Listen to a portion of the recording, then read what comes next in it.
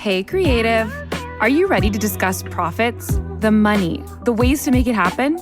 The Profitable Creative Podcast is for you, the creative, how you define it. Videographers, photographers, entrepreneurs, marketing agencies, you get it. CEO of Core Group and author Christian Brim interviews industry experts, creative entrepreneurs, and professionals alike who strive to be creative and make money at the same time. Sound like you? Tune in now. It's time for profit. Welcome to another episode of The Profitable Creative, the only place on the interwebs where you will learn how to turn your passion into profit. I am your host, Christian Brim. Special shout out to our one listener in Edison, New Jersey. I wonder if Thomas Edison is from there or that's where they named him. I don't know. Anyway, thanks for listening. My guest today is Stephen Schneider of Trio SEO. Stephen, welcome to the show. Hi, thanks for having me. Well, thanks for coming. You never know what happens with the podcast. You know, sometimes people don't show up. Some people show up and, you know, they're not what you expect. But you look like someone that's going to deliver. Hope so. That's what I came for. Tell us how you got into Trio. Well, let's start with what is Trio SEO? I mean, SEO is in the name, so I'm assuming that you do SEO, but elaborate. Yeah, that's right. Yeah, we're a B2B and SaaS SEO agency. And so our primary strength is driving organic traffic, whether in the form from Google or Bing or even places like ChatGPT nowadays, to people's websites and helping them get organic business that way. So primarily we do that through tools like calculators and quizzes and more engaging formats. But other things are going to be content, blogs, sales pages, kind of anything that would encompass all things SEO. And how long have you been doing this with Trio? Trio's been around for about 3 years. We just had our birthday, but I've been in the SEO space for almost 10. Thank you. Yeah, so almost a decade for me and SEO in general. All right. So what was the journey like that brought you to launching Trio? Did you have another agency before or? Yeah, so I used to co-own a portfolio of about 40 different sites, and that was kind of my crash course into SEO. I discovered Amazon affiliate blogging back when that was still a viable path and kind of the space of creating like best of listicle style articles. I used to publish in the ballpark of like 300 to 400 articles per month. This was before AI and kind of all that sort of stuff. And so scaled that portfolio to 7 figures alongside my partners and a great team. And that was, like I said, kind of my, internship into SEO a decade ago in college. And we started that business from our dorm. And that was kind of what we did to figure out how to not get a real job. And then I've kind of been in SEO since. So now I get to help clients do the same thing and help businesses scale all through SEO. So did you and your partners exit that agency, like sell it, or? So we exited sites. It was kind of like more on like the very similar to like an M&A or like a private equity kind of setup where we would buy sites or flip sites or just cash flow them to kind of help sustain the business. We got hit with a couple of black swan events during the COVID era and during that whole kind of like chaos with Google updates and whatnot. So I accidentally stepped away from the company on good terms. Still love those guys. And that was kind of when I was trying to figure out what was next. And I just kind of randomly stumbled onto LinkedIn and met my partners just through a cold call networking, just kind of coffee call setup. Yeah. And we hit it off and figured out there was something there. And flash forward about 6 to 9 months, we started Trio. So you had an unexpected interruption. You had something that was working, and then you had something beyond your control come in and disrupt that. So you had the opportunity to kind of take a fresh look at the lay of the land. Why did you land where you did with Trio? What was intentional about doing it differently? There was no plan. I wish I had some crazy answer to that. I like that. I went and got a real job. I took a year off for my first business and kind of coasted around and figured out what to do. Tried a little bit of this, a little bit of that. Nothing really stuck. And so I just said, okay, time to go into the career path and sell my soul to corporate for the next 30, 40 years. And I absolutely hated every single second of it and just said, I'm an entrepreneur thick and through and I'll figure You it out. So I you're quit. yeah, you're officially unhirable. Yeah. Yeah. Yes. So I quit on the spot and said I'll figure it out. And I started consulting and kind of figuring, what would land essentially. And then I was already talking to my now partners at that time, and they had just come off of an exit, and they were kind of, starting some new site or new websites and new companies and whatnot. And I just said, hey, like I'm back in entrepreneurship mode. I'm doing this thing. Um, I don't know what's going to happen, but like if there's any capacity to work together, I'd love to explore that. And they said, we don't have any intention of starting a new company, but if you come to us with an idea, we'll happily explore it. And so I just said, why don't you guys have an SEO agency? It's a natural fit. They also have a wealth of experience in SEO. And they said, oh, we have it all planned out. We just don't want to be the operator and the CEO. And so I kind of, suggested myself and said, well, I already know the system. I know how to manage all this because I used to manage my own websites. And so I said, I can bolt on my old system from my first company. And if you guys can find some beta clients, all we have to do is figure out the client ops side of things, but everything else is the same. And so we did that and had a good beta round and found 3 or 4 people that were willing to give us some money to test that out for them. And some of those people are still with us today, and we haven't looked back since. So what is different with Trio than the previous agency, like from your perspective? Yeah, so the main one is it's not the first company wasn't an agency. I Okay. owned all the sites, so it was just like us, trying to figure out how to build content sites, and we purely went after listicle style formats, so affiliate, Amazon, like best of articles. Right. Nowadays, we're doing like real authentic SEO, so we're looking at sales pages and landing pages and technical SEO. Back then, it was more or less a right place, right time content cash cow, I guess you can call it. It Yeah. was publish article, wait for article to rank, make money. Nowadays, it's very strategic. We're looking at how to look at conversion rate optimization, user experience, pretty much the entire arsenal of SEO that contributes towards success. That's interesting. So, okay, because you're throwing out terms there that in my mind don't have anything to do with SEO, but that could just be Right. my ignorance. When you're talking about landing pages, sales funnels, conversion rates, that seems to be Mhm. more in the purview of what I would categorize as marketing. Yeah. Um, is is it really SEO or is it SEO plus? It's SEO plus, but I think that what we've learned is that if we just do SEO, people have a false expectation around SEO being the silver bullet to all of their Mhm. problems in their business. And that's never the case. Like I can grow your site like crazy and bring you all of the right traffic, bottom of the funnel, high intent.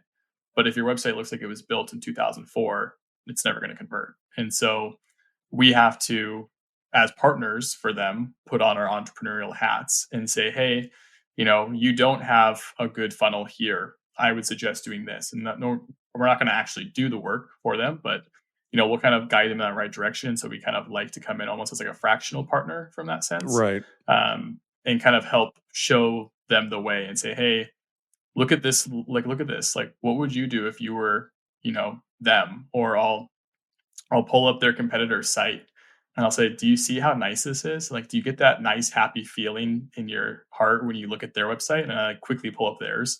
And I said, see how gloomy and awkward all this is? And I was like, that's why no one's converting. I was like, I just 5x your site Right. and conversion hasn't changed. So let's figure that out next. So that's kind of how we look at it.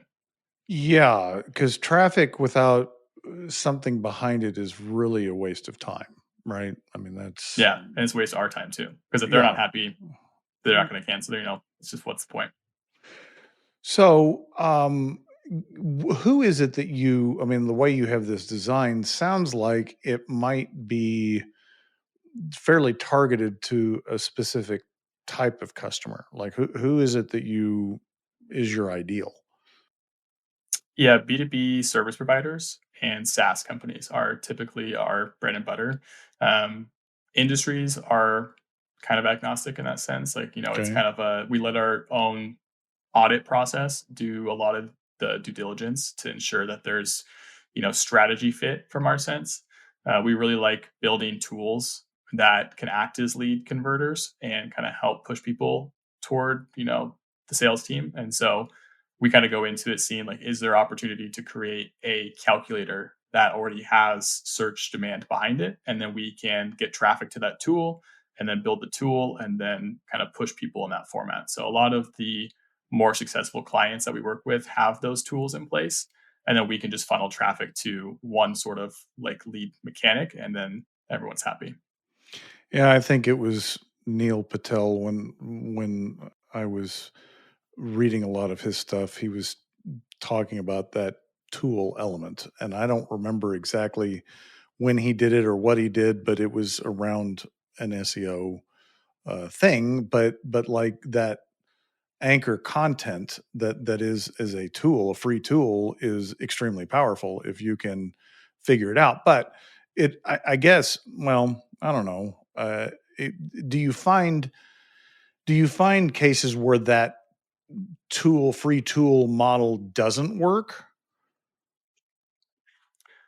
I think doesn't work is difficult to answer because there's times where there might not be a tool that already has pre-existing demand. So we Mhm. go to our SEO, like Ahrefs or SEMrush, and we look at stuff like that. Something might not exist there, but then what we have to do is say we go to the client and they know their business better than we know the business, and we say, hey, what do you on your sales calls feel like would absolutely just crush? Like, what do you think people would get value out of? And so, like, we have a client right now who's they help people hire fractional executive assistants and higher level executive assistants. And so he's helping us kind of formulate the logic behind a quiz, like figure Mhm. out what's best for you. And so he can essentially use that quiz as leverage to help funnel and qualify people. And we can also promote it within his blog and get people that way. So if there's not a true fit based on what we can see in the market, then we'll just come to them and say, hey, what would work best? And then we can kind of start tinkering with ideas from there. So I'm curious from the you said admittedly you're the operations guy. How did you guys come up with how you price your service?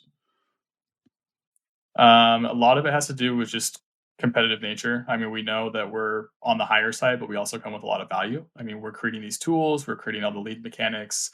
We're also human written at the end of the day. And so Mhm. we're not using AI to kind of cheat and cut corners from that sense. So Mhm. we kind of are in that premium luxury price category, but that also helps kind of separate us from the pack in terms of the clients that we work with, because we've learned that if you're constantly in a race to the bottom, those sort of clients are typically a little more challenging to work with. And so we try and be picky about that. Do you find that prospects that come to you are primarily shopping your competitors? I mean, and that's what's anchoring the price, or I mean, in other words, do they come to you saying, "I need an SEO solution," or do they present Mhm. with a different symptom? No, it's usually SEO, either in the form of, hey, I'm switching from an SEO, or I'm looking to start SEO and I know that it's, important to my marketing strategy. I have a long-term vision. We have like this red flag and green flag internal document that we've kind of just come to know, where it's, if somebody's a good kind of client to work with, Mhm. we don't want to work with people who are trying to test SEO or look at it as a short-term, way to get leads. And so we like to work with people who kind of have that mindset already in place, where they can say, hey, I'm looking to work with someone for 6 to 12 months, and I know that you guys are going to crush it for us and lead the charge, and I'll get out of your way and just kind of let you do what you do best. What would you say? I'm going to pivot a minute. We've had SEO folks on the show. I'd like to get your perspective on how search is changing and how it's not changing, and how that impacts what businesses need to be doing. Yeah. So the biggest change is that it's harder than ever to get to the top of the list. And even if you get to the top of Google, you're going to be cut out by Google itself, trying to offer AI overviews and snippets and all that sort of stuff. Mm-hmm. Anything in between that is going to be, images and YouTube links. And so, I mean, what is a true organic SEO ranking is not what it used to be 10, 15 plus years ago. Mm-hmm. That's just the inherent truth about that. The other kind of coin flip on that is that you're going to get traffic from ChatGPT, you're going to get traffic from Perplexity and all these other places that are popping up. So there is a massive opportunity if you kind of position yourself to be that authoritative figure over the next 10 to 15 years and kind of look at it as a turning of the chapters, so to speak. And so that's kind of going to be the main thing. But it kind of goes back to engagement. I think that attention is so scarce and it's quickly becoming a very valuable resource at the end of the day.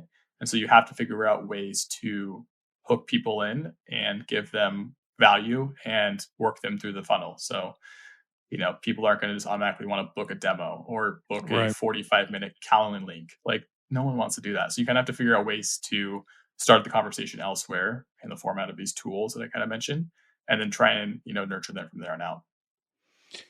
Yeah, I think I'm thinking back about how, at the advent of digital and search and content marketing in general, the idea, and you look like you may be too young to have experienced this yourself, but for us that had marketed before digital, the reframe and the flip really was outbound marketing to people switched with the advent of digital to inbound, where outbound became less and less effective because people did not want to buy that way anymore. The power shifted to the consumer, where they'd reach out to you if they wanted you, right? So it was then all about giving them the reason to call you, right? To reach out to you.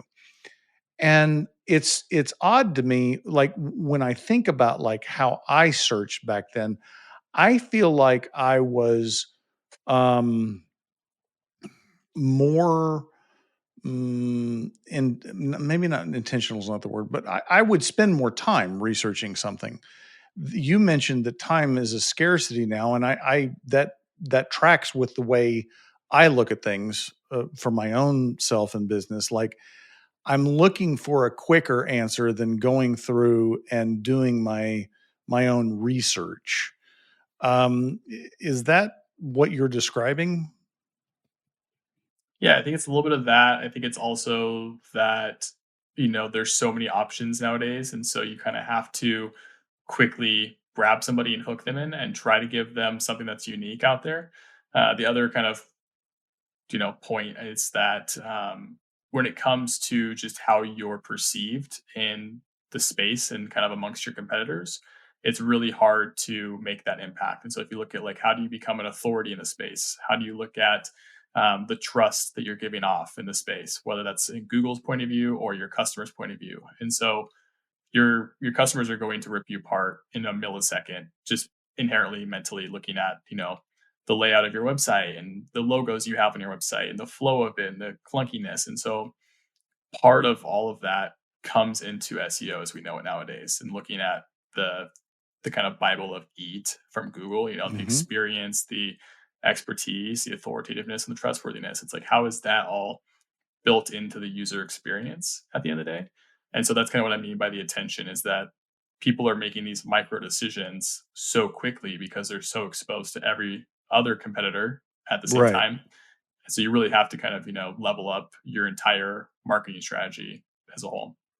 Yeah, because I mean, if you think about like where SEO began and what you described with EAT, I mean, that's not the same thing. I mean, it used to be, really, how could you get to the top of the search based upon the intent of the search?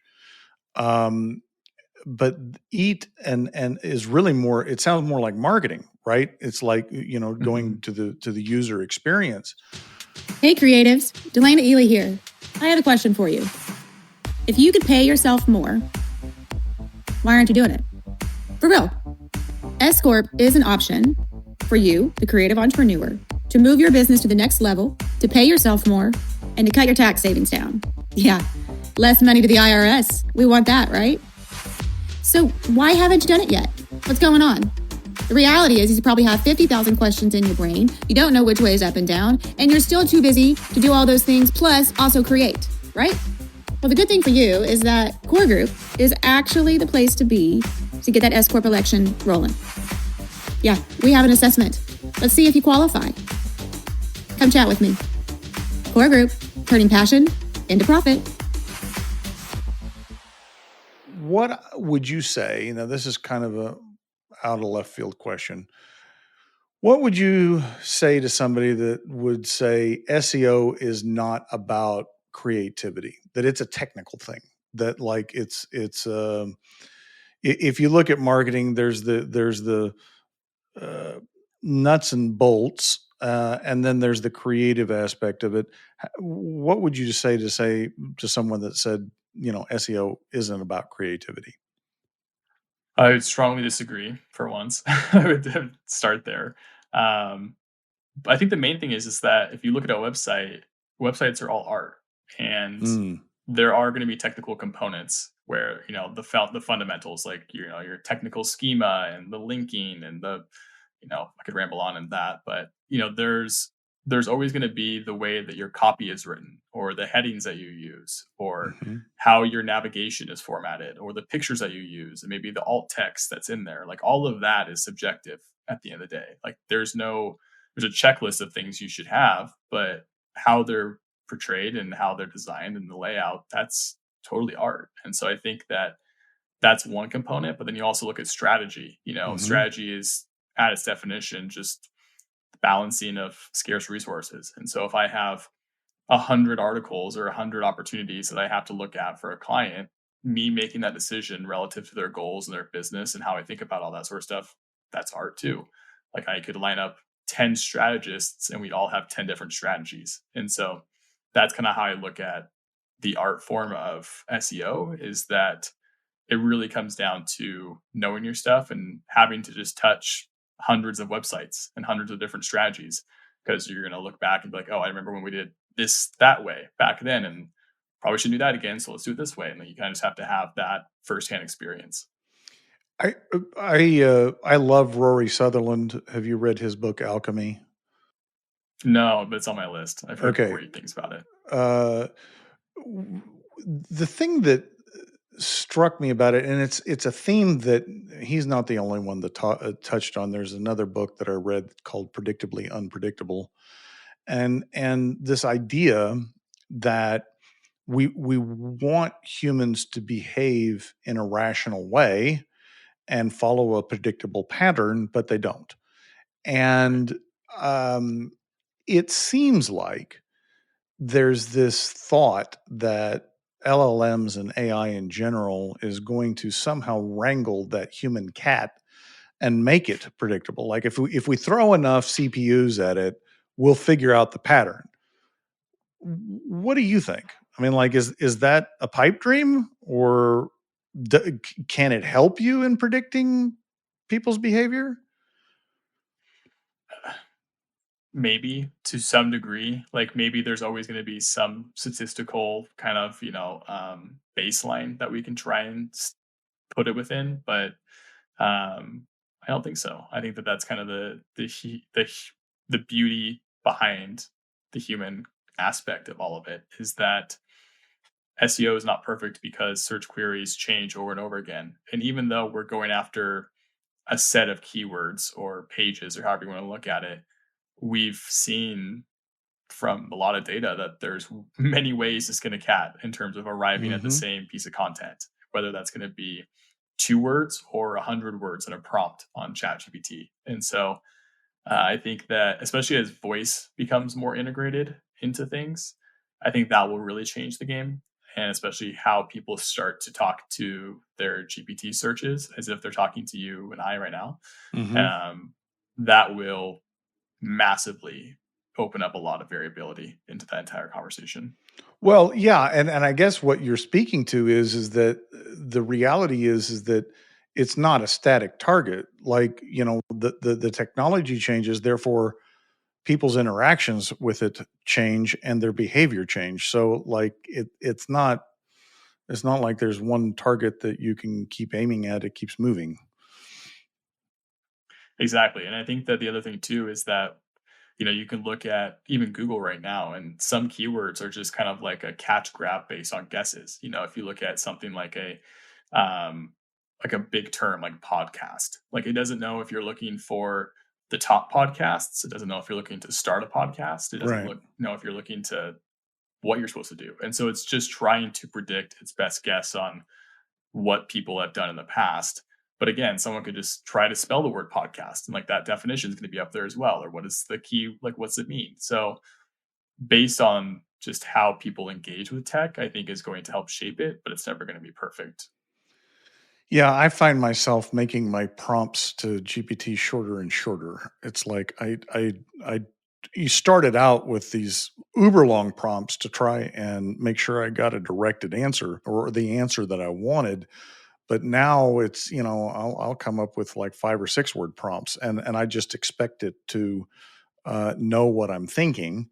Um, I've had a couple of AI people on here that have said that talked about, and I hadn't really considered this, and I'd like to get your opinion on it. Like all algorithms, LLMs want you to engage with them because that's the measure of success. And so there is a feedback loop built into it that gives you the answer that it thinks that you want. And I'm fascinated about like when you're talking about something like what you do, how that could be a real challenge if the algorithm is trying to predict what the user wants to hear. I mean, can you opine on that? Yeah, I think that the LLM space and how it overlaps with SEO is so new that we're back to square one. It's like we're in SEO in 2000, 2001, and we're just trying Hmm. to drum up all these experiments. And so what we're trying to do, at least in our content now, is add in a lot of the forward thinking ways that we use prompts and trying to reverse engineer that in content. So if you're reading an article around the top 10 best podcasts for SEOs, for example. Like at the top of the article, it might make sense to say, if you're a SEO strategist with 10 plus years experience looking for blah, blah, blah, blah, blah, that could overlap with how somebody is now using that prompt. And so what we're trying to do is almost reverse engineer, like I said, a lot of that into the content so that when the LLMs go to scan that content, there is overlap into that Venn diagram of sorts. And so, yeah, it's an interesting puzzle because it's not easy to solve, nor is there very concrete ways to get those answers Right. as of yet. So it's just kind of like, oh, I wonder if this would work, and then we kind of just wait and see, and if not, it's like, okay, let's try this. And so we're just very um, gung ho about trying to figure out what's there. Yeah, and I think what as a consumer of I'll use the broad term marketing services, I think that's one frankly where a lot of marketers in the last 10 years got really lazy is that oh yeah, we can solve that. Like we figured that out. We cracked that nut, right? And if you just follow this recipe, you're going to get results. Which I don't know where that became not true, but it's 100% not true. Which makes scaling from an agency standpoint really difficult because like I don't have a predictable recipe that I can sell donuts. Like I don't have that. Is that your experience? I have a very, very strong, repeatable process that Mhm. over time has driven results. The main thing that we look at is where the starting point is for everyone's website. So every new client that comes along gets an audit.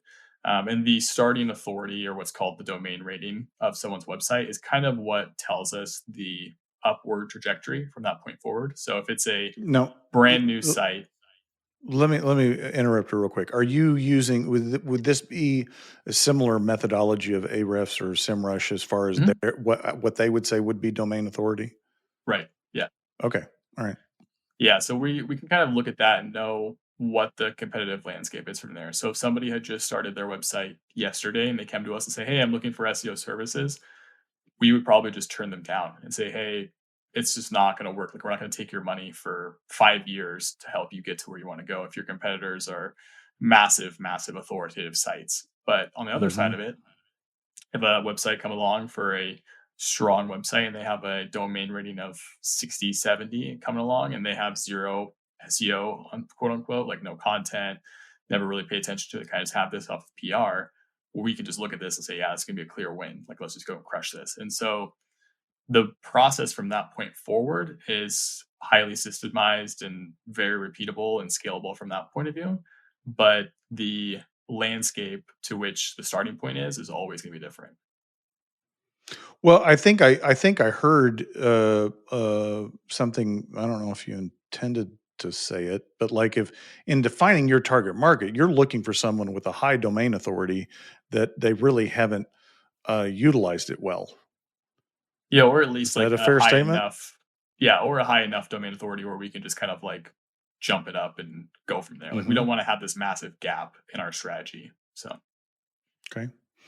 I'm going to pivot back to the old agency. Is there a way? You said black swan, which by definition is unpredictable, except that they're going to happen at some point, right? Like, uh, you know, is there anything that you could have done or should have done in retrospect? I mean, looking backwards, is there something that you wish you had done differently? so we yeah, so we got hit by 3 black swan events in 30 days. So the main one was COVID. That was in March of 2021. Everyone knows the economy just kind of went into shambles.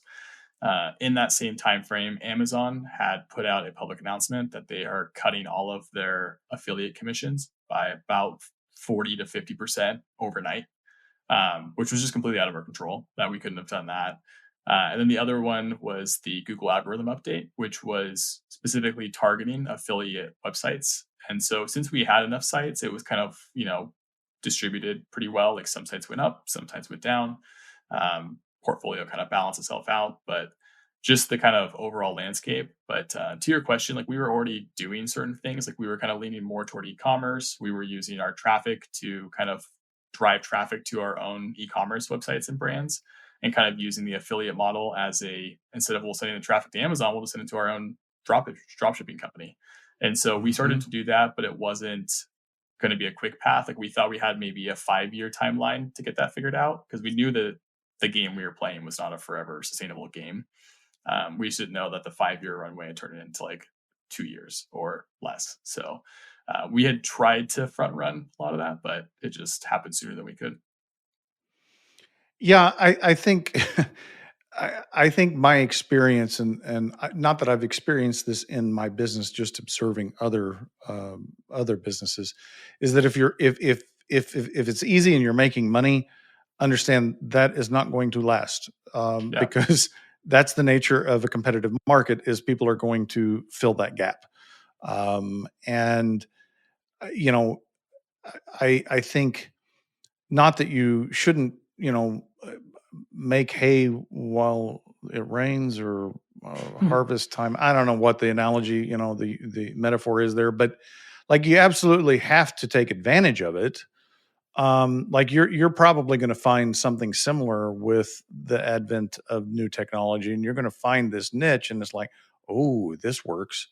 Um, but you can't stay there. The I don't remember who said it. Somebody successful said, if you're not busy disrupting your company, someone else is working on disrupting your company, right? Like you can't just stand still. Um, so it sounds like you knew that, like you knew this is too good to be true, but the time frame was not what you thought it was going to be. Is that accurate? No, 100%. Yeah, we scaled for, I mean, it wasn't like we had played this game for a long time. We scaled to 7 figures within 3 years. Just hammering down on content. And at that rate, we kind of just saw how quickly we were able to grow. And that was Mm-hmm. kind of what triggered the alarms, is that like, hey, this is not normal. Like, we should probably figure this out pretty quickly. And so at that rate, we just had so much content at our fingertips and so much traffic amongst the portfolio. And we knew what products were more expensive because we knew all the affiliate relationships. We knew what traffic, products were getting more traffic than the other ones. We're like, okay, well, that one's probably really popular. Let's go see if we can find a supplier. So we had definitely started to go down that path. But like I said, it changed so quickly, and all the things happened at once, that it really kind of made us just rethink things, and just kind of really shook the company. And so for that reason, I was just like, okay, I think it's time for me to de-risk and figure out what's next, and set my sights on something new. Well, and you said you had partners. The fact that you're still speaking is a testament to something. What would you attribute it to be? Because a lot of times, partnerships, even if they survive or they don't survive, there's a lot of animosity and bad feelings. So, like, what was it? Why was it successful for you? I think it was because we were just such good friends before that all happened, that like the business side of things was more or less a cherry on top. And Mm, like I still talk to like one of my partners like weekly. Like he and I are still like best friends and go golfing once a week as much as we can.